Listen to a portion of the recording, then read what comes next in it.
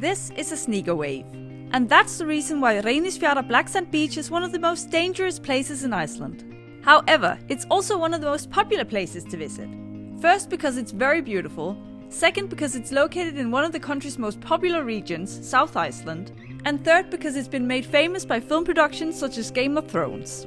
Anyways, what exactly are sneaker waves? And how do you avoid getting killed by one? First, the definition. A sneaker wave is a disproportionately large coastal wave that can sometimes appear in a wave train without warning. They're also known as sleeper waves, or in Australia as king waves. The thing that makes sneaker waves extremely dangerous in Iceland is that not only will this huge, sudden wave sweep you off your feet, but it can drag you back into the ice-cold ocean afterward, and the current will be too strong for you to swim back.